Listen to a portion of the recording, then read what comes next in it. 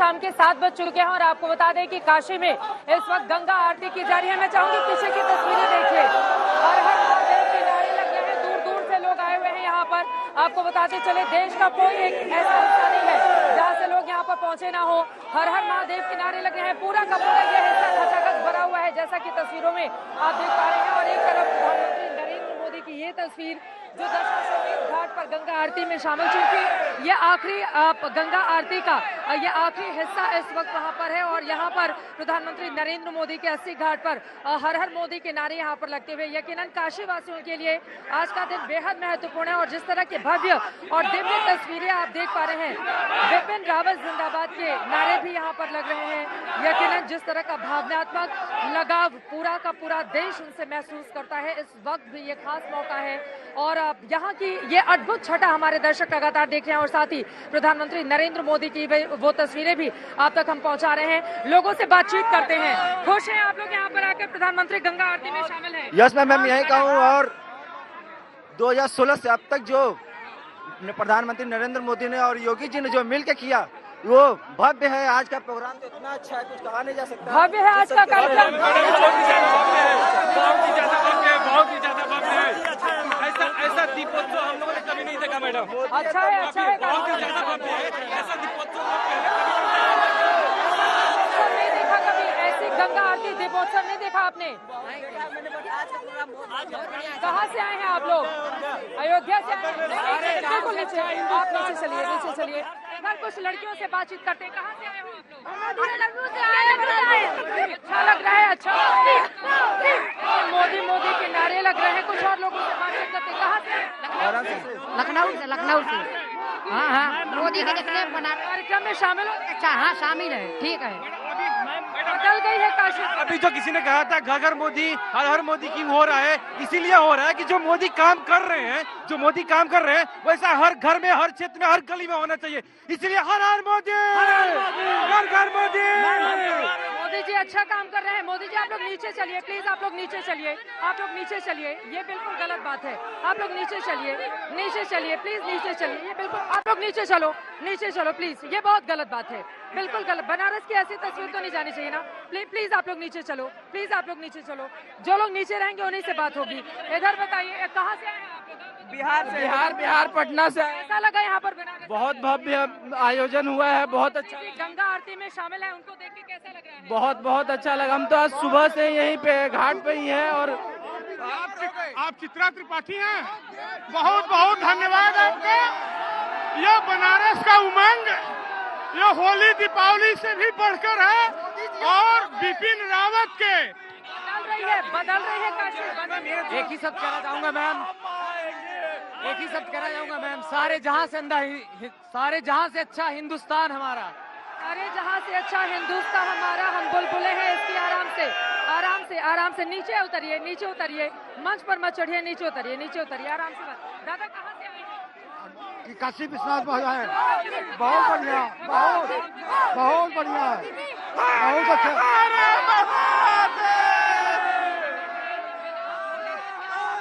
एकदम बम बम बोल रहा है काशी, एकदम बम बम बोल रहा है।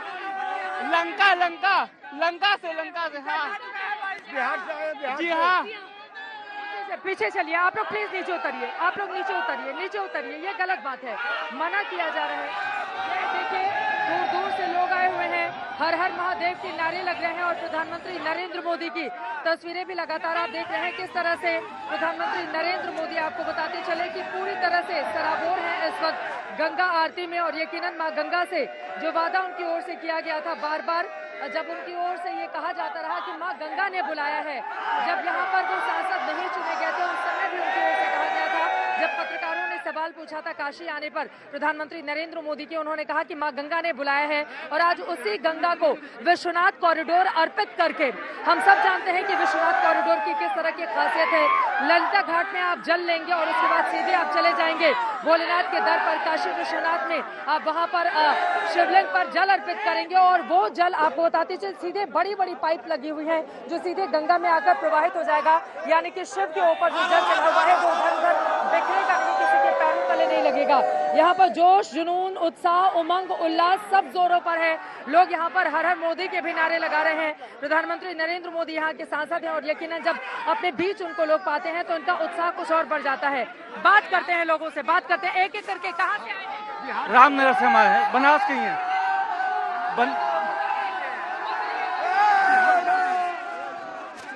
बिहार से हमको खूब बढ़िया लगा। बिल्कुल मजा आ रहा है मैम, भगवान लग रहा है साक्षात धरती पे। Yes ma'am, Banaras. यही क्या बहुत ही अच्छा लगा प्रोग्राम। बहुत बढ़िया जी एकदम। मोदी, अब की बार मोदी, ये तो ट्रेलर है। अब की बार जोगी मोदी के साथ आने वाला है।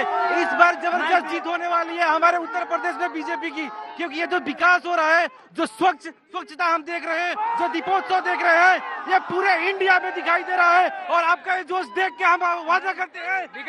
यस मैम, ऑब्वियसली स्वच्छता है। विगत 70 वर्षों में जो काम कांग्रेस ने नहीं कर दिखाया वो काम आजकल बीजेपी कर रही है। यस मैम, कर रही है। और अब जैसा उसका परिणाम स्वरूप आप देखिए कि हमारे समय में शुरू हुआ था, हमने सारी चीजें दी थी।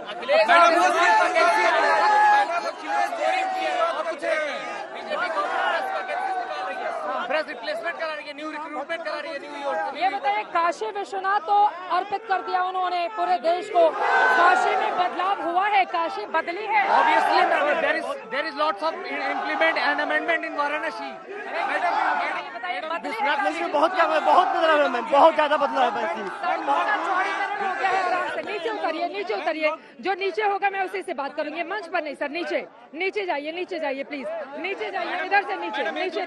जो नीचे रहेगा उसी से बात करेंगे। जो नीचे राजनीति से प्रेरित है, ये जो मोदी जी ने किया है राजनीति की वजह से किया है। तो आज तक ये लोग सो रहे थे क्या? ये लोग क्यों नहीं राजनीति किए? जब मतदान बनाना होता है, इधर से बना होता है, कुछ भी बनवाना होता है तो उनकी पैसे बहुत लगते हैं। लेकिन जब मोदी जी ने हमारे हिंदुओं के लिए इतना अच्छा काम किया, नॉट ओनली फॉर हिंदू, पूरे जो बनारस में, विश्व में हिंदू की जो चीजें आगे बढ़नी चाहिए, जो हमारी कल्चर आगे जानी चाहिए, उसके लिए जो इन्होंने किया, उसको हम राजनीति क्यों बोले? आखिर क्यों बोले?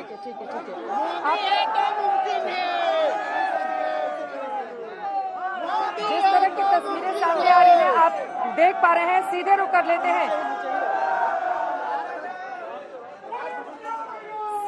लेते हैं, इस वक्त हमारे साथ मेरे सहयोगी श्वेता सिंह जुड़ चुकी हैं। श्वेता, आपके आसपास की किस तरह की तस्वीरें हैं, दिखाइए हमारे दर्शकों को।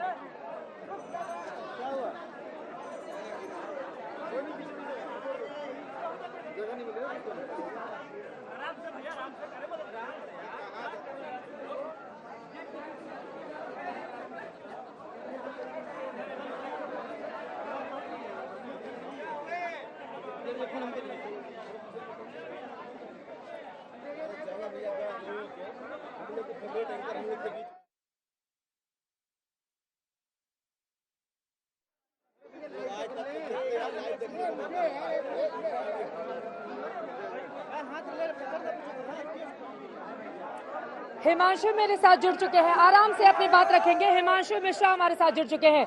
हिमांशु, आसपास की दिव्य भव्य तस्वीरें, बदलते हुए काशी विश्वनाथ कॉरिडोर और अब मां गंगा की आरती, ये जो अद्भुत दिन आज पूरे दिन हम सब ने रिकॉर्ड किया अपने कैमरे में। आप जहां पर मौजूद हैं, जरा उसकी अद्भुत छटा दिखाइए। आरती चल रही है, समापन की ओर है, क्या तस्वीर आप अपने शब्दों में बयां करेंगे हिमांशु? बिल्कुल देखिए चित्रा, आपको मैं कहूंगा कि कैमरामैन दिखाएं कि ये अद्भुत आरती जो है हो रही है और प्रधानमंत्री नरेंद्र मोदी जो है रो बोट पे सवार होकर आगे की तरफ गए हैं, आगे के घाटों के लिए निकले हैं। वहां सभी मुख्यमंत्रियों के साथ जो है वो आगे घाटों का अवलोकन कर रहे हैं। लेकिन ये अद्भुत दृश्य है, यहाँ जो आरती में सम्मिलित होने आते हैं भक्त, वो मंत्र मुग्ध हो जाते हैं। उनको इस तरीके की अभिभूति होती है कि शायद उसको वो जीवन भर अपने समेटना चाहते हैं। और यही कारण है कि आप देखिए कि यहाँ लोग जो हैं इस आरती में भी सम्मिलित होने आए थे और प्रधानमंत्री नरेंद्र मोदी की एक झलक लेने आए थे। यहाँ कुछ लोगों से हम बात करें। जी, यहाँ आप लोग आरती के साथ साथ प्रधानमंत्री नरेंद्र मोदी की झलक। जी, हम अपने शब्दों से बयान नहीं कर सकते। हम बहुत खुश और हर्षोल्लास के साथ आज काशी में जो देव दिवाली बनता है, आज शिव दिवाली बन रहा है। दीपोत्सव हो गया आज तो हर घाट के ऊपर दिए। सर, इतिहास के सुनहरे पन्ने में दर्ज है आज का दिन, जो कभी नहीं भूला जा पाएगा। ये काशी का कायाकल्प हो गया है पूरा पूरा एकदम, जो कभी अनहोनी था वो होनी हो गया। मतलब ये अविश्वसनीय था, आपको अब विश्वास हो गया ना? विश्वास हो गया है। हम तो चाह रहे इसी तरह हर साल हर उत्साह के साथ मोदी जी आए और हमारी काशी को विकास करें। आप कुछ बता रहे थे काशी के बारे में, मेरे साथ हैं ये सज्जन जो जानते हैं काशी की हर गली और हर चौराहे को। जी, ऐसा विकास कभी सोचा था? आप तो बहुत से लोगों को जो है घुमाते हैं काशी की गलियों में, आप बताइए कि काशी क्योटो बनने की तरफ बढ़ रहा है अब? देखिए, क्योटो तो नहीं कह सकते, लेकिन काशी काशी होने जा रही है। जो कहा गया था कि अव्यवस्था, तो ये चूंकि यहाँ का बेसिक नेचर है बनारस का, उसको बेसिक नेचर मानने लग गए थे, ऐसा नहीं है, ये सिद्ध हो गया है। और एक और कहावत है काशी के लिए, काशी कबहू न छाड़िए विश्वनाथ का धाम, मरते गंगा जल मिले जीवते लंगड़ा आम। तो आज काशी विश्वनाथ धाम असल में वो रूप पाया है, और काशी अद्भुत जो थी वो अब देखने लायक बनी है। आज हम इस गंगा आरती में आए हैं। 2014 के बाद से गंगा आरती में बहुत से बदलाव आ गए। हर घाट पर नई आरती होनी शुरू हो गई है, भक्त आते हैं और आरती में लीन हो जाते हैं। क्या आपको लगता है कि सच में काशी का जो विकास सचमुच होना चाहिए था अहिल्याबाई के बाद, वो अब हुआ? जी, 1669 में जो विश्वनाथ मंदिर टूटा था, 108 साल तक जो है शिवलिंग की कुएं में पूजा होती रही, लेकिन अहिल्याबाई होलकर ने आकर के एक स्वरूप दिया, छोटा सा ही सही लेकिन स्वरूप दिया। अब ये जो वृहद स्वरूप है, आप यकीन मानिए, आज मैं सुबह से सड़कों पे हूँ, लोगों से मिल रहा हूँ, लोग रो रहे हैं। एलईडी पे जब उनका जगह जगह मोदी जी का भाषण देख के लोगों की आंखों से झरझर आंसू बह रहे हैं, क्योंकि ये हमारे लिए भावनात्मक विषय है। विश्वनाथ जी यहाँ पे जो है, कहा जाता है कि शिव जी यहाँ पे तारक मंत्र देते हैं, मतलब किसी की मृत्यु। ये भी कहते हैं ना कि काशी जो है वो शिव के त्रिशूल पे टिकी हुई है, पूरा विश्व समाप्त हो सकता है। एक बड़ी खबर आ रही है, इस वक्त एक बड़ी खबर आ रही है, मैं सीधे उसका रुख करना चाहूंगी। आपको बता दें, श्रीनगर से ये बड़ी खबर आ रही है जहाँ पर आतंकवादी हमला हुआ है। श्रीनगर से ये बड़ी खबर है जहाँ पर आतंकवादी हमला हुआ है और कुछ हमारे जवान जख्मी भी हुए हैं। सीधे रुक कर लेते हैं, अशरफ वानी हमारे संवाददाता इस वक्त जुड़ चुके हैं ज्यादा जानकारी के साथ। अशरफ, क्या जानकारी मिल रही है, कहाँ हुआ है ये हमला, कितने आतंकवादी थे, विस्तार से इसके बारे में जानकारी दीजिए अशरफ। चित्रा, ये आज शाम को ये हमला हुआ है। पुलिस बस जो कि पुलिस के जवानों को लेकर, जो आर्मड पुलिस जम्मू कश्मीर का है, उनके जवानों को लेकर ये जा रही थी जेवन इलाके में, जहां जम्मू कश्मीर आर्मड पुलिस का हेडक्वार्टर है। तो रास्ते में जेवन के पास ही उनके हेडक्वार्टर के बाहर जो मोटरसाइकिल पर आतंकी आए और दोनों तरफ से इस बस पर अंधाधुंध गोलीबारी की, जिसकी तस्वीरें हम दर्शकों को दिखा रहे हैं आज तक पर। और उसमें जो है 14 पुलिसकर्मी जो हैं घायल हुए हैं। 14 में से 3 पुलिसकर्मी जो कि गंभीर रूप से घायल हैं, उन्होंने दम तोड़ा है श्रीनगर के सेना अस्पताल में, जबकि 11 अन्य जो पुलिसकर्मी हैं उनका इलाज श्रीनगर के ही जो सेना का बेस हॉस्पिटल है श्रीनगर के बादामी बाग में, वहां पर चल रहा है। इस आतंकी हमले के बाद पूरे इलाके की घेराबंदी कर दी गई है। पुलिस, सेना, सीआरपीएफ वहां पर पहुंची हुई है और हमलावरों को लेकर महातलाशी अभियान जारी है ताकि उनको पकड़ा जा सके।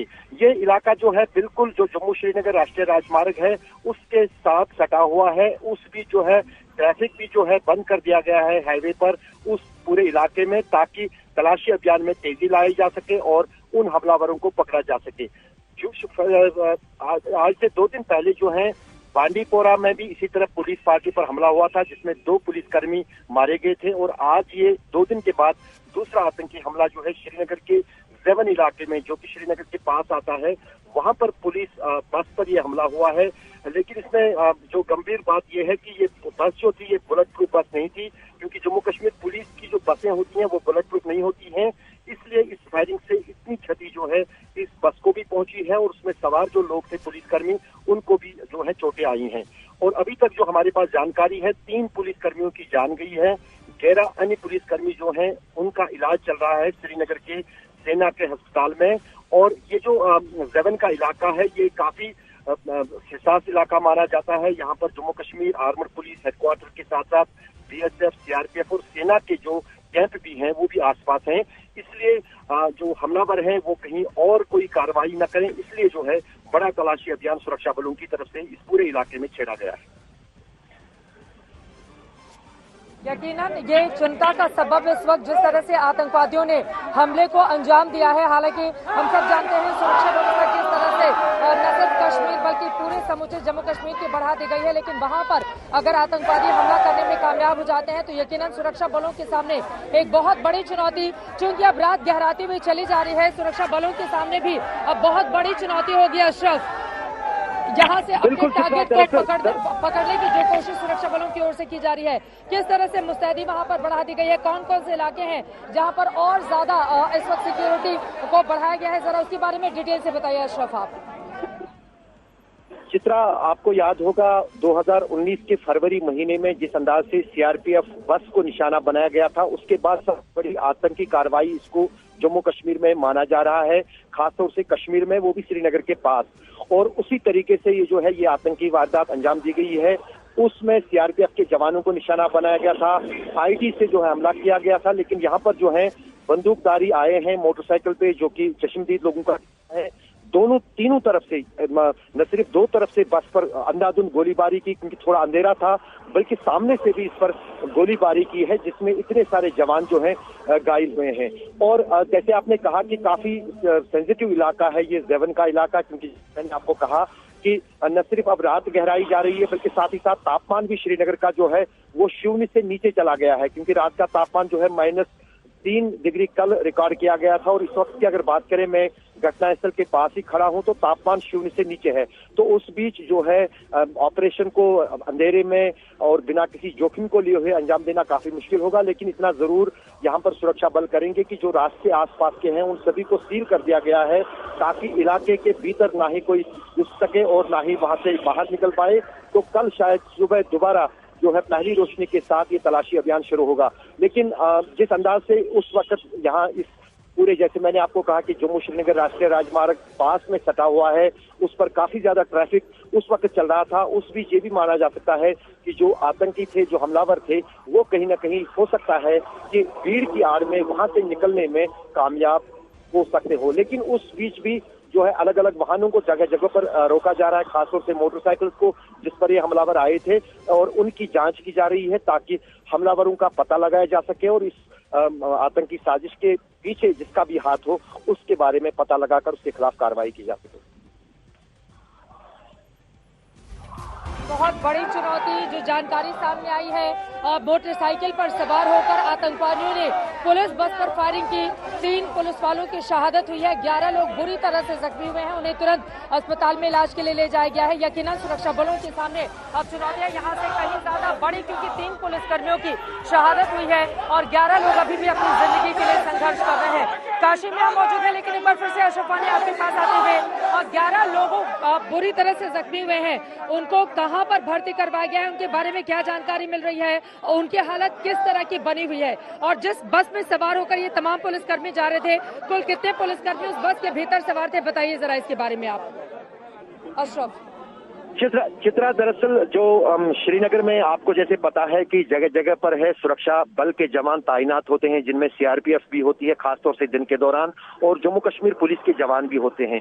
और ये जो पुलिस का दल था, ये भी जो है ड्यूटी पर दिन पर तैनात था। शाम को जाहिर है, शाम को फिर तैनाती जो है सुरक्षा बलों की कम हो जाती है, या शिफ्ट जब खत्म होता है सुरक्षा बलों को, उनको वापस जो है बेस कैंप में लाया जाता है। इसी तरह ये जो पुलिस की बस थी, ये करीब 40 पुलिस के अधिकारियों को, जवानों को, जिनमें अफसर भी है, जवान भी शामिल हैं, उनको श्रीनगर के अलग अलग इलाकों से वापस जो है बेस कैंप जो ज़ेवन में है वहां पर ला रही थी। लेकिन जब ये बेस कैंप के बाहर ही बस अपने मुकाम की ओर बढ़ रही थी, तो उसी बीच जो है सड़क पर जो हमलावर आतंकी खड़े थे, वो उन्होंने जो ही पुलिस बस को देखा, वो मोटरसाइकिल से उतरे और अंधाधुंध जो है गोलीबारी इस बस पर शुरू कर दी। तीनों तरफ से जो है, जैसे हमने तस्वीरें देखी कि पुलिस की इस बस पर जो है गोलीबारी हुई है, अधिकतर गोलियां जो है वो बस के भीतर चली गई है, और यही कारण है कि इसी से अंदाजा लगाया जा सकता है कि कितनी ताबड़तोड़ गोलीबारी जो है इस बस पर हुई। उसके निशान भी साफ बस पर दिख रहे हैं, और उसमें जो है 14 पुलिसकर्मी जो है घायल हुए हैं, जिनमें 5 गंभीर रूप से घायल हुए थे। 5 में से 3 पुलिसकर्मी जो हैं उनकी जान गई है, उन्होंने दम तोड़ा है सेना के अस्पताल में। बाकी जो 11 अन्य पुलिसकर्मी हैं, पुलिस के जवान और अफसर हैं, उनको श्रीनगर के सेना के अस्पताल जो कि बादामी बाग कैंट में है, जो बिल्कुल जेवन से ज्यादा दूर नहीं है क्योंकि वही अस्पताल जो है नजदीक पड़ता था, वहां पर उनका इलाज फिलहाल चल रहा है। पुलिस के आला अधिकारी जो है, वरिष्ठ अधिकारी जो है सेना सुरक्षा बलों के भी, वो भी घटनास्थल पर पहुंच गए हैं और ये अब जायजा लिया जा रहा है कि इतनी सेंसिटिव जगह, क्योंकि जैसे मैंने आपको चित्रा कहा कि जेवन का जो इलाका है, बिल्कुल जब आप श्रीनगर में दाखिल होते हैं तो पहाड़ों का जो एक श्रृंखला शुरू हो जाती है, जिसमें बीएसएफ, सीआरपीएफ, सेना का मुख्यालय, या बीबी कैंट की बात करें तो जो मुख्यालय है 15वीं कोर का, वो भी इसी पहाड़ियों पर आता है। और वहीं पर जम्मू कश्मीर आर्मर पुलिस का भी एक जो है बेस कैंप है या हेडक्वार्टर कहें, तो उसी के पास ये जो हमला हुआ है। तो जाहिर है कि सुरक्षा के एतबार से ये शाम के वक्त काफी सेंसिटिव मामला भी माना जा रहा है, क्योंकि अगर आतंकी यहाँ से निकलने में कामयाब हुए हैं, वो हथियारों से लैस है, वो कहीं दूसरे किसी सुरक्षा बल के कैंप को या किसी और किसी जो है बेस को निशाना न बनाए, उसके लिए जो है चौकसी बरती जा रही है और रेड अलर्ट घोषित कर दिया गया है, खासतौर से इस पूरे इलाके में जहां पर यह आतंकी हमला हुआ है। खबरों के सिलसिले को अब मैं अंजना ओम कश्यप यहाँ स्टूडियो से आगे ले जा रही हूँ। अशरफ हमारे सहयोगी हमारे साथ जुड़े हुए हैं, पूरी जानकारी दे रहे हैं, तस्वीरें हम आपको दिखा रहे हैं। और ये आतंकी घटना जिसमें अब तक 2 जवानों के शहीद होने की खबर आ रही है। जम्मू कश्मीर पुलिस की ये बस थी और मोटरसाइकिल पर सवार आतंकियों ने जिस तरह से गोलियां दागी हैं, 2 जवानों के शहीद होने की खबर है, 12 घायल बताए जा रहे हैं। कुल 14 जवान उस बस पर सवार थे। उस बस की भी तस्वीरें दिखाइए, क्योंकि उसी के जरिए हमारे दर्शक समझ पाएंगे किस तरह का ये हमला हुआ है। आतंकी हमले में मोटरसाइकिल पर सवार आतंकियों ने फायरिंग की। ये बस की तस्वीर आप देखिए, किस तरह से वहां पर फायरिंग की गई है। बस की तस्वीर देखकर ही हम और आप समझ जा रहे हैं कि किस तरह की ये दुर्घटना घटी है, किस तरह का ये आतंकी हमला हुआ है। अशरफ, हम दर्शकों को तस्वीरें दिखा रहे हैं। ये पुलिसकर्मी कहां से कहां जा रहे थे? क्या अभी तक ये तय हो पाया है कि एक ही बाइक में सवार थे आतंकी? क्या कुछ शुरुआती जानकारी मिल रही है? और घायलों को कौन से अस्पताल में उनका इलाज किया जा रहा है? उनकी क्या स्थिति है इस वक्त? अशरफ, अंजना, करीब शाम के आसपास का समय था जब ये आतंकी हमला हुआ श्रीनगर के जेवन इलाके में। श्रीनगर का जेवन इलाका जो है, ये श्रीनगर के बिल्कुल जो श्रीनगर जम्मू राष्ट्रीय राजमार्ग है, जहां से श्रीनगर की शुरुआत होती है, वहीं पर ये इलाका है। और यहाँ पर ये पहली आतंकी वारदात नहीं है, पहले भी कई बार जो है सुरक्षा बलों की गाड़ियों को यहाँ पर निशाना बनाया गया, क्योंकि जम्मू श्रीनगर राष्ट्रीय राजमार्ग इसके साथ है। इस बस पर जो है अंधाधुंध आतंकियों ने गोलीबारी की है। 3 तरफ से गोलियां चलाई हैं, सामने से, दोनों तरफ से और पीछे से। तो इससे ये शक जताया जा रहा है कि जो आतंकियों की तादाद है या हमलावरों की तादाद है, वो 2 से ज्यादा थी, 2 या 3 या 4 भी हो सकते थे।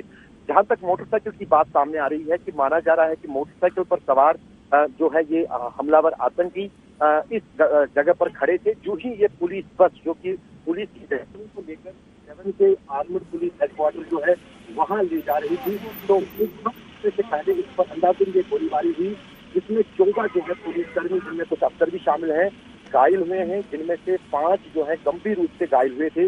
इसके बाद सभी घायलों को श्रीनगर के सेना के अस्पताल, जो बेस हॉस्पिटल है आर्मी का बादामी बाग कंटोनमेंट एरिया में, वहां पर लिया गया इलाज के लिए।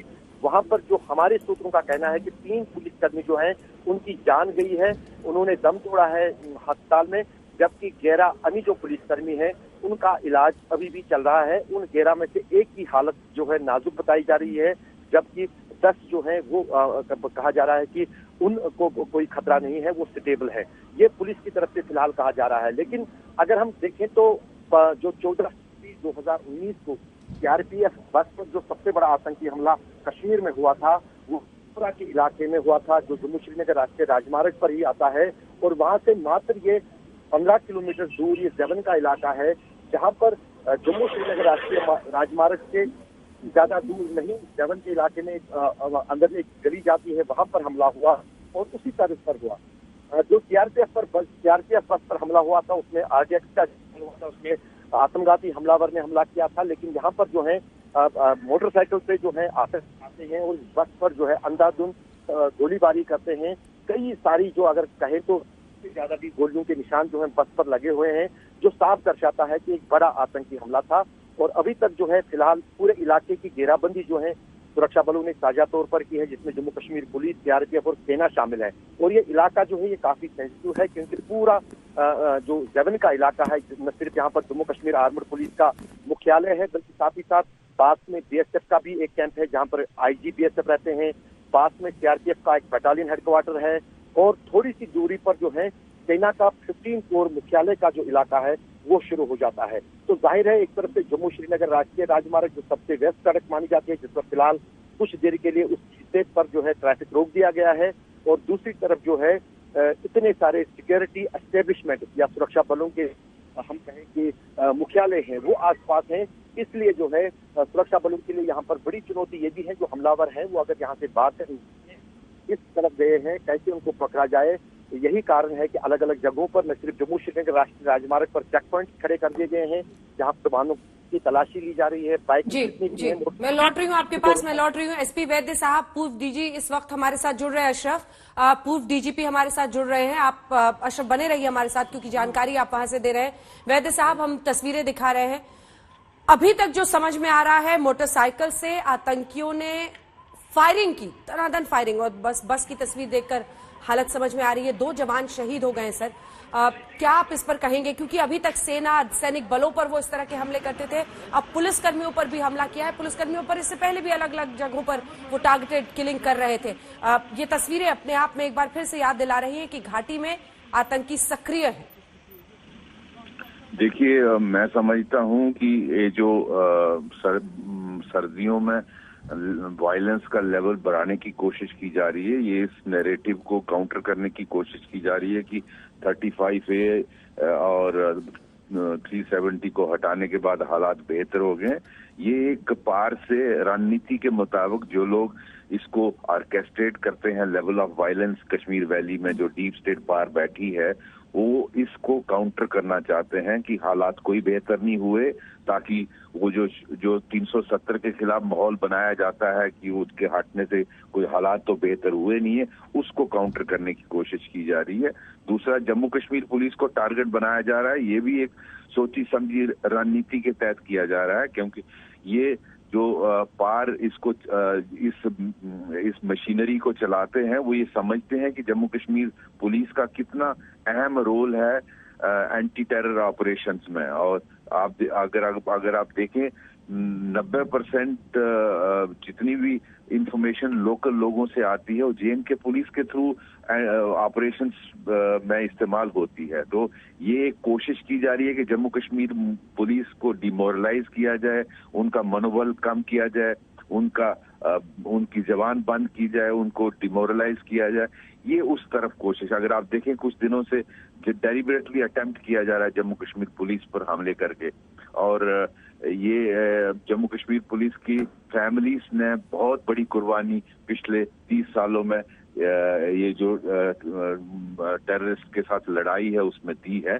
और मैं उम्मीद करता हूं कि जिन टेररिस्ट ने ये अटैक किया है उनको जल्दी से जल्दी JNK पुलिस और आर्मी एंड CRPF इनको ट्रैक डाउन करके इनको जहन्नम तक पहुंचाएं। ये बहुत जरूरी है। अनफॉर्चुनेटली हमारे कुछ बच्चे शहीद हुए हैं, बहुत सारे जख्मी हैं। हालांकि ये एरिया जो जेवन हमारा आर्म पुलिस कॉम्प्लेक्स है वो श्रीनगर के आउटस्कर्ट्स में है, और पंथा चौक एक ट्राई जंक्शन है, वहाँ जनरली डिप्लॉयमेंट होती है, वहाँ एरिया डोमिनेशन रहती है ROP के थ्रू। ये मुझे इस वक्त ये अटैक जब हुआ वो वहाँ कौन था, कैसे था, ये तो वहाँ के ऑन स्पॉट जो ऑफिसर हैं वही बता सकते हैं। जनरली मूवमेंट से पहले हमारी वहाँ डोमिनेशन रहती है ROPs के थ्रू।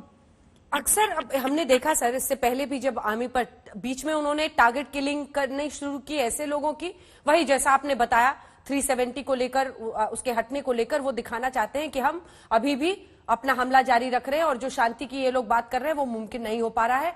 लेकिन अभी तक वो टारगेट किलिंग कई जगहों पर कर रहे थे, वो जानबूझकर ऐसे लोगों को टारगेट कर रहे थे जो कश्मीर में दूसरे राज्यों से आए हुए हैं, लेकिन एक बार फिर से पुराने अपने मोडस पर वो गए हैं, जिसमें चाहे इससे पहले सीआरपीएफ के जवान हो, जब भी वो एनमास ट्रैवल करते हैं तो सरकारी वाहन पर सीधा हमला करना, ये तरीका उन्होंने फिर से अपनाया है सर।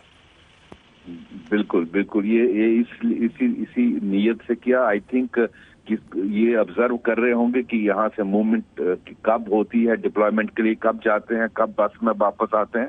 तो ये पूरी सोची समझी रणनीति के तहत एक एम्बुश लगाकर हमला, घातक हमला किया गया है, जिसपे ये हमारे लोग जख्मी हुए हैं।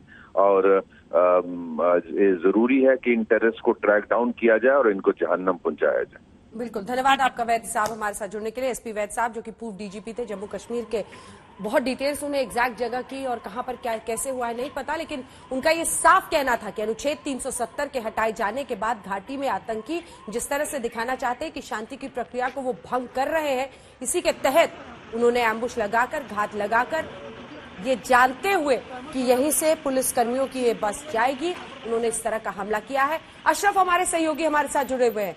अशरफ, बताएंगे पूरा कॉन्टेक्स्ट कि किन परिस्थितियों में ये घटना हुई है?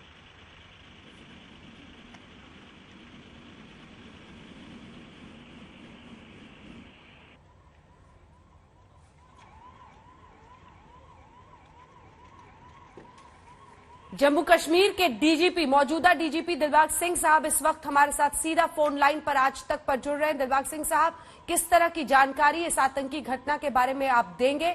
क्या ये अभी तक पता चल पाया है कितने आतंकी थे, किस तरह से उन्होंने ये हमला किया सर, और साथ ही जो लोग घायल हैं सबके बारे में पूरी जानकारी? जी, दिन भर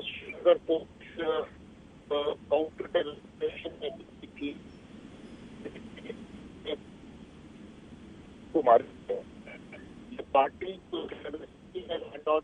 का काम देखी है, चीज की पार्टी जब दिन वापस लौट रहे थे इस कैंपस में, जब करीब आपकी आवाज थोड़ी सी कट जा रही है दिलबाग सिंह साहब, अगर आप थोड़ा सा अपना पोजीशन चेंज करके फिर हमारे दर्शकों को बताएं। बीच बीच में थोड़ा सा मुझे लगता है सिग्नल में प्रॉब्लम है। ये तस्वीरें हम आपको उस बस की दिखा रहे हैं जिसमें ये तमाम पुलिसकर्मी ट्रैवल कर रहे थे, जा रहे थे।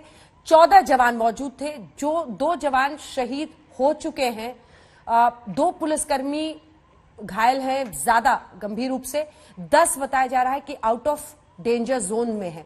मोटरसाइकिल पर सवार होकर आतंकी आए थे और उन्होंने दनादन फायरिंग शुरू कर दी, जिसमें ये आतंकी घटना घटी है।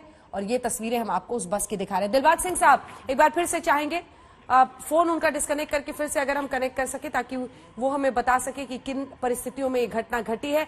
जल्दी से एक बार अशरफ वानी के बाद हमारे दर्शकों को लिए चलिए। अशरफ, यही बात चीत हो रही थी कि इससे पहले हमने देखा टारगेट किलिंग वो कर रहे थे, जो जम्मू कश्मीर के बाहर से राज्यों से आए हुए लोग थे उनको सुनिश्चित करके, टारगेट करके उनको मार रहे थे, चाहे उसमें मजदूर थे, उसमें टीचर्स थी, सिख टीचर से लेकर बिहार यूपी के आए हुए मजदूरों को टारगेट कर रहे थे। लेकिन एक बार फिर से वो अपने पुराने रूप में गए हैं, वही मोडस अपना रहे हैं। और बताया यह जाता है कि हमेशा ठंड के इस मौसम में जो इन्फिल्ट्रेशन है, जो वहां से घुसपैठ है आतंकियों के आने का, उसमें इजाफा देखा जाता है। और उसके बाद इस तरह की घटनाएं आप इस वक्त देख रहे हैं। बताया यही जा रहा है कि 2 से 4 आतंकी हो सकते हैं जिन्होंने बस पर इस तरह से ताबड़तोड़ फायरिंग शुरू कर दी थी। 2 पुलिसकर्मियों के शहीद होने की खबर अभी से ही आ चुकी है। 12 पुलिसकर्मी घायल हुए, जिसमें 2 की हालत अभी नाजुक बताई जा रही है। बाकी जो 10 लोग हैं बताया जा रहा है कि वो अभी ठीक ठाक हैं और रिस्क से बाहर हैं। ये हाईवे है जिस पर ये पुलिसकर्मियों की बस जा रही थी। पिछली बार भी जब सीआरपीएफ की इसी तरह के काफिले पर हमला हुआ था तो ये सवाल उठा था कि जो एसओपी है, जिस तरह से इस तरह की बस ऑपरेट करती है, क्या उसमें कुछ कमी रह गई? जिस तरह से बारूद से भरे हुए, आरडीएक्स से भरे हुए एक वैन के साथ जाकर टकराकर हमारे अर्धसैनिक बलों को शहीद किया गया था। और ये एक बार फिर से आप नजारा देख रहे हैं, हम एनिमेशन के जरिए जरा आपको मैप दिखा रहे हैं कि श्रीनगर के जेवन में ये वो जगह है जहां पर जेवन है, और जेवन में ही ये घटना घटी है जहां पर आतंकियों ने पुलिसकर्मियों की एक बस पर हमला कर दिया है। और इस बार उनका तरीका क्या था? फायरिंग। उन्होंने लगातार फायरिंग करके, अंदाजा यही लगाना होगा कि आखिर कितनी राउंड्स की फायरिंग की होगी कि बस की ये हालत हो गई है। और इसमें जो पुलिसकर्मी मौजूद थे वो 14 के 14 घायल हुए, जिनमें से 2 की अब मौत हो चुकी है, वो शहीद हो गए हैं। 2 पुलिसकर्मी अभी भी जिंदगी की जंग लड़ रहे हैं। 10 बताया जा रहा है कि खतरे से बाहर है।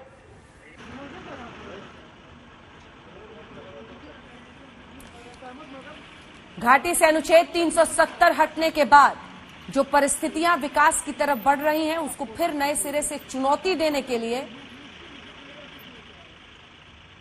आतंकी खून का ये तांडव रचते हुए आपको दिखाई दे रहे हैं। बीच बीच में कभी टारगेट किलिंग करते हैं, कभी इस तरह से सेना, सैनिक बलों, पुलिसकर्मियों के काफिले पर हमला करते हैं।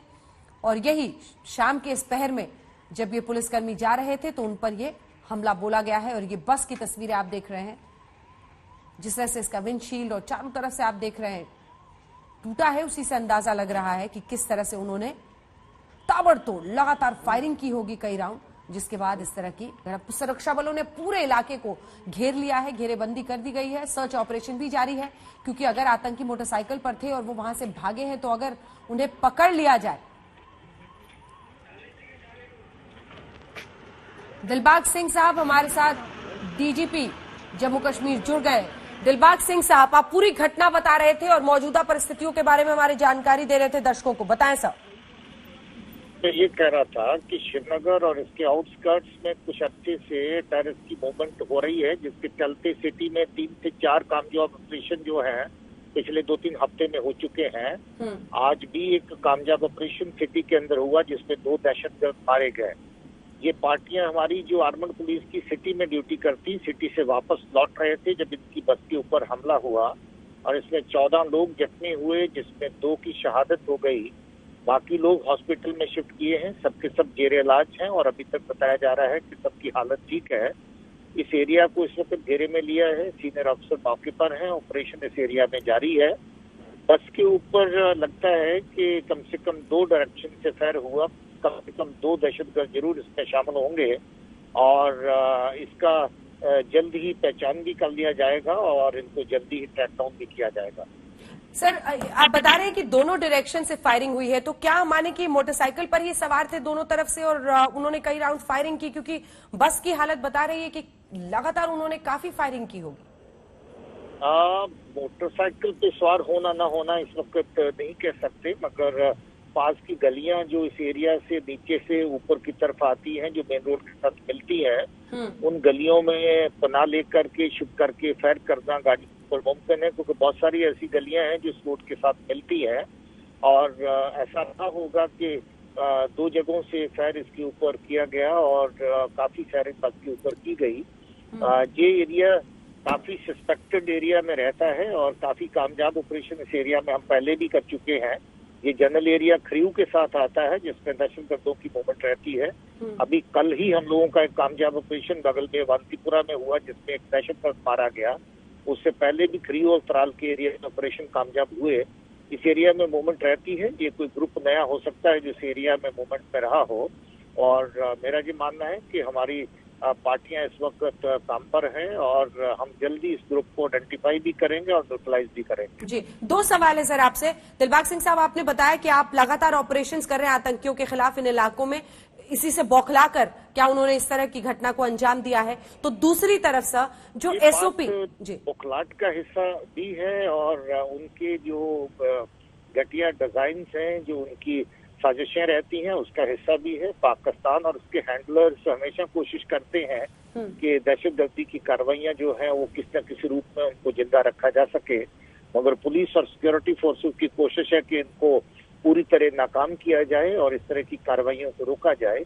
ये कशमकश में इनकी जो कार्रवाइयों में इनकी जो मौत हो रही है, उसके दौरान हताशा में, डेस्परेशन में इनकी तरफ से कार्रवाइयां भी होती हैं, जब ये बिल्कुल इनोसेंट टारगेट चुनते हैं उनके ऊपर फायर करते हैं। हमारी कोशिश बराबर जारी रहेगी कि इनकी हताशा को और हताशा में बदला जाए और इनको जो इनके नंबर्स हैं उनको और कम किया जाए। जी, दिलबाग सिंह साहब, ये एसओपी क्या है सर? जब इस तरह से पुलिस कर्मियों की मूवमेंट हो रही हो, किस तरह से उसे किया जाता है? क्या उसके लिए कुछ खास इंतजाम किए जाते हैं जब ज्यादा जवान जा रहे हो? देखिए, ऐसा रहता है कि आपको जिस तरह की ड्यूटीज करनी पड़ती हैं, पुलिस को आपने हर जगह जाना है तो वापस भी लौटना है, जवानों के लिए लॉजिस्टिक्स भी जुटाना है, सब कुछ करना होता है। सब जगह पे रिस्क इन्वॉल्व तो रहते हैं, मगर इसके बावजूद भी रिस्क हैं। अपनी जिम्मेवारियां जो निभाने के लिए पुलिस और हमारी फोर्सेस पूरी तरह से वचनबद्ध है, पूरी तरह से कमिटेड है, तैयार है। हम लोग बावजूद इस तरह के रिस्क जो इन्वॉल्व होते हैं अपनी ड्यूटी को अंजाम देते हैं।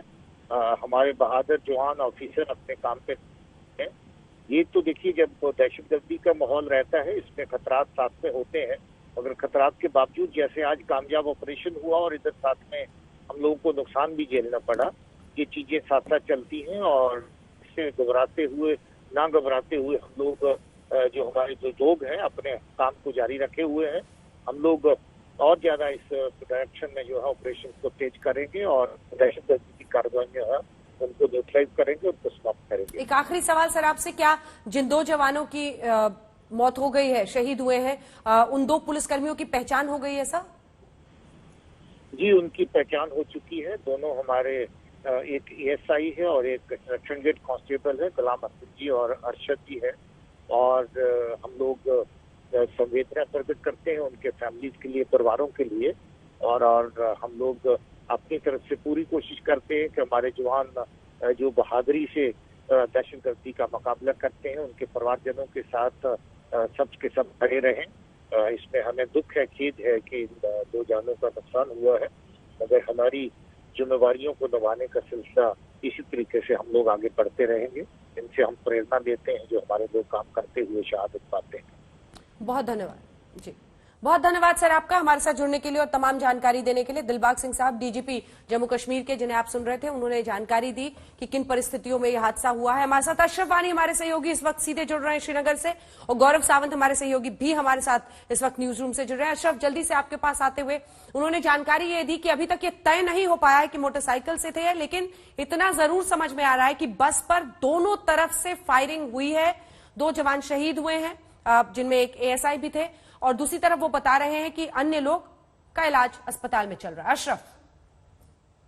बिल्कुल अंजना, जो डीजी बोल रहे थे मैं सुन रहा था, और इनफैक्ट जो है जैसे उन्होंने कहा कि अभी भी जो है पूरी तरह से सील कर दिया गया इलाके को। यहाँ पर पूरी जो है तलाशी अभियान जो है हमलावरों के खिलाफ जो है वो साझा तौर पर जम्मू कश्मीर पुलिस, सीआरपीएफ और सेना अंजाम दे रही है। लेकिन ये पिछले 3 दिन के दौरान दूसरा बड़ा हमला पुलिस पर है। अगर हम देखें तो शनिवार को जो है बांडीपोरा में पुलिस की पार्टी पर हमला हुआ, उसमें भी 2 जवान शहीद हुए। दोनों स्थानीय थे, कुपवाड़ा के रहने वाले थे, मोहम्मद सुल्तान और फयाज अहमद। और आज जो है 2 पुलिसकर्मी जो इसमें शहीद हुए हैं, जो ज़बन के इलाके में पुलिस बस पर आतंकी हमला हुआ है। तो कहीं ना कहीं अब ये साफ रणनीति नई समझ आती है आतंकी संगठनों की तरफ से, जहां पर जम्मू कश्मीर पुलिस को अब सीधे तौर पर निशाना बनाया जा रहा है। और जैसे डीजीपी दिलबाग सिंह कह रहे थे कि पिछले कुछ महीनों के दौरान जो है कार्रवाइयों में जम्मू कश्मीर पुलिस ने आतंकी संगठनों के खिलाफ काफी तेजी लाई है, और उसी की वजह शायद इसको देखा जा रहा है। हमने आज भी देखा कि दिन में एक मुठभेड़ हुई थी श्रीनगर के रंगरेट इलाके में, जहां 2 मिलिटेंट मारे गए थे, और उसके बाद कुछ ही घंटे बाद जो है ये कार्रवाई हुई है। और जाहिर है कि आने वाले दिनों में जिस अंदाज से अब देखा जा रहा है कि जिस अंदाज से आतंकी वारदातें बढ़ रही है, तो कहीं ना कहीं जो है सुरक्षा बलों की तरफ से जो कार्रवाइयां हैं उनमें भी तेजी आ रही है। लेकिन अभी तक जो ये बस पर जो आतंकी हमला हुआ है, जैसे मैंने आपको अंजना थोड़ी देर पहले कहा कि इसी तरह का हमला जो है बस पर 14 फरवरी 2019 को हुआ था, जब सीआरपीएफ की बस पर आत्मघाती हमला हुआ था। उसके बाद उसका और इसका मेल अगर करें तो एक ही तरीका माना जा रहा है, क्योंकि बस जिसमें सिर्फ जम्मू कश्मीर पुलिस के जवान तैनात थे, दिन भर श्रीनगर के अलग अलग इलाकों से ड्यूटी करके वापस अपने बटालियन हेडक्वार्टर लौट रहे थे, और उसी बीच घात लगाकर इस बस पर हमला हुआ, जैसे डीजीपी कह रहे थे। और कई तरफ से जो है 3 तरफ से कम इस बस पर जो है गोलियां दिख रही हैं। तो जाहिर है कि आने वाले दिनों में जम्मू कश्मीर पुलिस के साथ साथ सुरक्षा एजेंसियों के लिए बड़ी चुनौती है कि इस तरह के हमलों को जम्मू कश्मीर में, खासतौर से श्रीनगर और आसपास के इलाकों में कैसे रोका जाए और इन पर अंकुश कैसे लगाया जाए। बिल्कुल, अशरफ वानी आप बने रहिए हमारे साथ। संवाददाता हमारे श्रीनगर से जुड़े हुए हैं। अशरफ वानी, आइए आपको एक बार बस की तस्वीरें हम दिखा रहे हैं। बस पर जिस तरह से दोनों तरफ से फायरिंग हुई है, विंडशील्ड उसका पूरा, आप बस को किस तरह से बहुत, मुझे लगता है बहुत क्लोज रेंज से लगातार फायरिंग की गई है। जल्दी से एक बार चलते हैं गौरव सावंत के पास। गौरव, डीजीपी दिलबाग सिंह ने भी बताया जिस तरह से ऑपरेशन इस वक्त आतंकियों के खिलाफ चल रहा है, हताशा भी है, लेकिन इसी के साथ अनुच्छेद 370 से भी इसे डीजीपी वैद्य जोड़ रहे थे और कह रहे थे कि वो बार बार में बीच बीच में घटनाएं करके दिखाना चाहते हैं कि शांति नहीं बने रहने देंगे। परिस्थितियां जो है वो बता रही हैं कि आतंकियों ने जो हमला किया है दोनों तरफ से इस बस पर किया है। गौरव। अंजना, जम्मू कश्मीर पुलिस जो है वो बैकबोन है आतंकवाद के खिलाफ लड़ाई में जम्मू और कश्मीर में। इंटेलिजेंस इनपुट ज्यादातर जम्मू और कश्मीर के पुलिस अधिकारियों और जवानों के जरिए ही आती हैं और इसीलिए आतंकवादी लगातार जम्मू कश्मीर पुलिस को ही निशाना बनाने का प्रयास करते हैं। एक तरह से देखा जाए तो बस में जा रहे पुलिसकर्मी सॉफ्ट टारगेट होते हैं। जिस तरह से घने बसे इलाके में गलियों में से आतंकी निकल कर आए और दो तरफ से दुतरफा फायरिंग है जो प्रारंभिक जानकारी थी। और इस समय सेना, सीआरपीएफ और जम्मू कश्मीर पुलिस, तीन एजेंसीज हैं जो लगी हुई हैं पता लगाने में कि ये कौन आतंकी है जो इस क्षेत्र में इस समय एक्टिव है, क्योंकि जबरदस्त ऑपरेशंस इस समय चल रहे हैं दक्षिण कश्मीर, मध्य कश्मीर के इलाकों में। आतंकवादियों को जड़ से उखाड़ने में, फॉरेन टेररिस्ट को एलिमिनेट किया जा रहा है, न्यूट्रलाइज किया जा रहा है। जो लोकल लड़के हैं उनको प्रयास किया जाता है कि वो हथियारों के साथ आत्मसमर्पण कर दे। लेकिन अभी दो घटनाएं ऐसी भी हुई हैं जिनमें आतंकी पुलिस के हथियार लेके कुछ लोग निकले हैं, तो ये भी एक चिंता की बात है। तभी आतंकवादियों के पास इस तरह के हथियार आते हैं और वो इन गतिविधियों को अंजाम दे रहे हैं। इनको न्यूट्रलाइज करना वैसे सेना के लिए बड़ी चुनौती नहीं होगा, सेना और पुलिस के लिए, लेकिन ये जो मानसिकता है, ये कहां किस घर में जाके आप छिप गए होंगे हथियार लौटाकर, क्या ये हाइब्रिड टेररिस्ट है जो मेन स्ट्रीम जीवन में फिर लौटाएंगे, ये आतंक का नया चेहरा जम्मू कश्मीर में सबसे बड़ी चुनौती है इस समय सुरक्षा बलों के लिए। वो टेररिस्ट जो दिन के टाइम कोई नॉर्मल काम करते हैं और रात के टाइम हथियार लेके निकलते हैं, अंजाम देते हैं घटना को, हथियार लौटाते हैं और अपने जीवन में फिर लौटाते हैं। और यही वजह है यहां पर कई इलाके ऐसे, इस पूरे इलाके की बात डीजीपी दिलबाग कर रहे थे अशरफ वानी, और वो बता रहे थे कि इस इलाकों में आतंकी सक्रिय हैं। कई ऐसे भी घर हैं जहां पर वो छिपकर भाग जाते हैं। तभी अब जो ये ऑपरेशंस किया जा रहा है कि किसी तरह से उन्हें धर दबोचा जाए, शायद उसमें बहुत ज्यादा कामयाबी की उम्मीद नहीं है। ऐसे तमाम इलाके जहां पर वो छिप जाते हैं, आते हैं ऐसी जगहों पर आतंकी घटनाओं को अंजाम देते हैं और फिर वहीं जाकर छिप जाते हैं, पनाह ले लेते हैं। अशरफ। बिल्कुल बिल्कुल अंजना, जैसे गौरव की एक बात जो अभी कह रहा था कि जो हाइब्रिड वर्ड एक नया निकला है पिछले 1-1.5 साल से कश्मीर में, वो सबसे बड़ी चुनौती सुरक्षा बलों के लिए है। क्योंकि हमने देखा कि इस साल जो करीब 170 के आसपास जो है मिलिटेंट मारे गए हैं अलग अलग ऑपरेशन में सुरक्षा बलों की तरफ से, लेकिन उनमें से जो सबसे बड़ी चीज देखी गई कि अधिकतर जो है उनको हाल फिलहाल में ही, यानी 15 दिन, 1 महीना, 1.5 महीना हुआ था जब वो मिलिटेंसी में शामिल हुए थे। और एक तरफ से जहां पर ऑपरेशन ऑल आउट या दूसरी कार्रवाइयों में मारे जा रहे हैं आतंकी अलग अलग संगठनों के, लेकिन दूसरी तरफ ये भी एक हकीकत है कि नए नए युवा जो हैं जम्मू कश्मीर में मिलिटेंसी में शामिल हो रहे हैं और उनमें जो हाइब्रिड हैं, जिनका कोई पास्ट नहीं, सुरक्षा बलों के पास कोई रिकॉर्ड नहीं है, ऐसे युवा जो हैं मिलिटेंसी में शामिल हो रहे हैं, जो न सिर्फ सुरक्षा एजेंसियों के लिए बल्कि प्रशासन के लिए भी एक बड़ी चुनौती है। और वही जो है पिछले 2 साल से खासतौर से अनुच्छेद 370 हटने के बाद जम्मू कश्मीर में देखा रहा है। गौरव ने भी एक बात महत्वपूर्ण कही, आज सुबह की घटना है, रात में बीजेपी एक कार्यकर्ता जो है कुपवारा में था, उसका जो बॉडीगार्ड था जम्मू कश्मीर पुलिस का, वो बीजेपी के उस कार्यकर्ता के घर से ही 2 हथियार लेकर फरार हो गया है। एक और बंदे को अपने साथ लेके जो गायब हो गया है। मेरी आईजीपी से बात हो रही थी आज दिन में, वो कह रहे थे उनकी तरफ से कोशिश है कि उस पुलिसकर्मी को वापस जो है कहीं ना कहीं पकड़ के लाया जाए, उसके लिए प्रयास चल रहा है। लेकिन यहाँ पर आप ये आप बात समझ सकती हैं अंजना कि कश्मीर में जो है क्या किस तरह की हालात है, जहां पर जम्मू कश्मीर पुलिस का एक जवान जो है आतंकवाद के खिलाफ लड़ रहा है और दूसरा जवान जो है वो पुलिस का ही हथियार लेकर मिलिटेंट संगठनों में शामिल हो रहा है। तो कहीं ना कहीं ये काफी पेचीदा सवाल है जिसके लिए जम्मू कश्मीर प्रशासन, सरकार और एजेंसियों को कुछ न कुछ देखना पड़ेगा कि आखिरकार जो है मुठभेड़ें करना, उनमें आतंकी मार गिराना, फिर उनकी तादाद बताना, लेकिन कहीं ना कहीं आतंकवाद की जड़ या उस सोच को कैसे जो है उस पर अंकुश पाया जाए, वो कहीं ना कहीं बहुत बड़ी चुनौती है सुरक्षा एजेंसियों के सामने जम्मू कश्मीर। बिल्कुल। और गौरव, इस घटना के साथ साथ जिन हाइब्रिड आतंकियों की आप बात कर रहे हैं, बीच बीच में नौकरी करते हैं, एक आम जीवन जीते हैं वहां पर कश्मीरी बनकर, और फिर अचानक से वापस इसी काम में लग जाते हैं। ये वो मॉडल है जिसको किसी तरह से क्रैक करना होगा पुलिस के लिए, और ये सबसे बड़ी चुनौती इस वक्त बनी हुई है।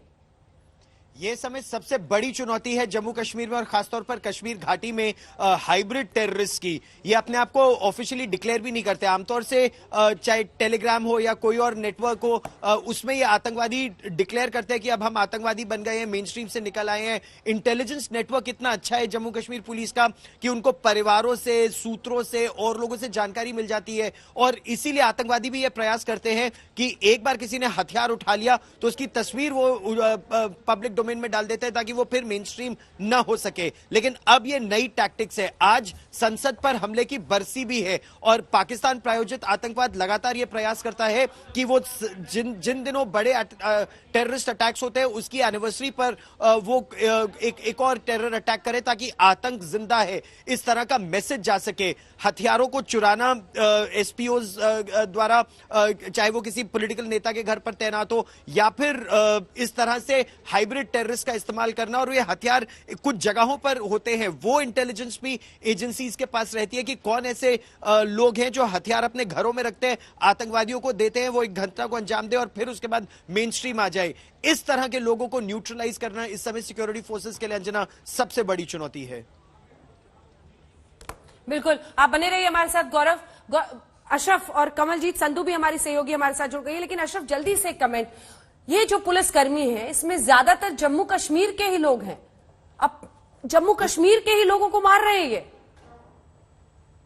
मैंने आपको शुरू में ही अंजना कहा कि अब जो है कहीं ना कहीं ये एक नया पेच देखा जा रहा है जम्मू कश्मीर में आतंकवाद का, जहां पर जम्मू कश्मीर पुलिस जो है सीधे निशाने पर आया है। क्योंकि जैसे गौरव ने कहा कि अगर हम देखें कि तो मिलिटेंसी के खिलाफ कार्रवाइयों में ही जम्मू कश्मीर पुलिस जो है वो सबसे आगे है बाकी सुरक्षा एजेंसियों के मुकाबले में, चाहे इंटेलिजेंस इनपुट हो या बाकी जितनी भी जो स्पेशल ऑपरेशन ग्रुप है, कार्रवाइयां सभी तरह की और ज्यादातर उन्हीं की तरफ से होती है, खासतौर से शहरी इलाकों में या फिर जो डेंसली पॉपुलेटेड एरियाज हैं। और अगर हम देखें तो ये जो है ये हम काफी सालों के बाद देख रहे हैं। एक तो 2015-16 के आसपास जब हो रहा था, जब जम्मू कश्मीर पुलिस के जवानों को घरों में जाकर जब वो छुट्टियों पर होते थे उनको निशाना बनाया जा रहा था, तब कुछ अंकुश पर लगा। लेकिन अब कहीं ना कहीं दोबारा ऐसे ही दिख रहा है, क्योंकि मैंने आपको कहा कि 3 दिन के दौरान ये दूसरी आतंकी घटना है। कुपवाड़ा में एक दिन पहले जो है 2 पुलिसकर्मी मारे गए और आज भी जो है 2 पुलिसकर्मी यहाँ श्रीनगर में इस आतंकी हमले में मारे गए हैं। अन्य 12 जो हैं घायल हैं। तो कहीं ना कहीं ये जो है ये काफी घातक है, जहां पर कहीं ना कहीं जम्मू कश्मीर में जो है आस पड़ोस में भी ही एक ऐसा तनावपूर्ण माहौल बनेगा, जहां पर एक तरफ से एक सोच वाले आतंकी संगठनों से या मिलिटेंट संगठनों से शामिल लोग होंगे और दूसरी तरफ पुलिस और प्रशासन से जुड़े लोग। कमलजीत संधू, किस तरह की जानकारी है आपके पास इस आतंकी घटना के बारे में?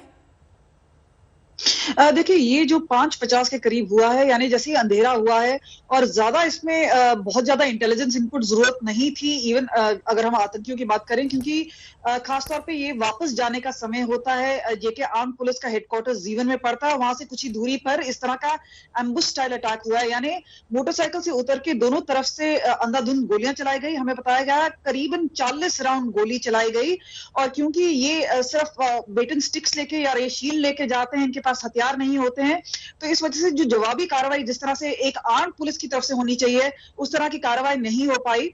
यूजुअली जो होता है और अक्सर हमें बताया गया है कि एक कोई आर्म पुलिसमैन इन पूरे लोगों के साथ जाता है, क्योंकि ये लॉ एंड ऑर्डर ड्यूटी पे डिप्लॉय किए जाते हैं। तो इस तरह से निशाना बनाया गया है। खासतौर पर अगर हम बात करें, कश्मीर टाइगर्स नाम के आतंकी गुट ने इसका जिम्मेदारी लिया है, लेकिन हमें फोर्सेस बता रही हैं ये कोई ऐसा कोई ग्रुप है नहीं, और ये एक तरह का रेड हेरिंग है, यानी चकमा देने की कोशिश की जा रही है। लश्कर या फिर जैश ए मोहम्मद के आतंकी इसके पीछे हो सकते हैं। खासतौर पर बात करें हम, इस तरह का जो वायलेंट स्पाइक है बीच बीच में देखा जा सकता है, और पिछले कुछ दिनों में आतंकी ग्रुप ने कहा था कि जो कोलैबोरेटर्स हैं और जो जम्मू कश्मीर के जवान हैं जो कि लोकल हैं उनको निशाना बनाया जाएगा। और हम देख रहे हैं कि किस तरह से अगर आज रंगरेट में एनकाउंटर हुआ जहां पे 2 आतंकी मारे गए हैं, तो उसके अलावा अगर हम बात करें जिस तरह से आतंकी घटनाएं घट रही हैं उसमें इजाफा भी हुआ है। हालांकि अगर आप बात करें एलजी, उन्होंने हाल ही में बयान दिया था कि अगले 2 साल में हम आतंकवाद को बिल्कुल खत्म कर देंगे, उसका सफाया कर देंगे,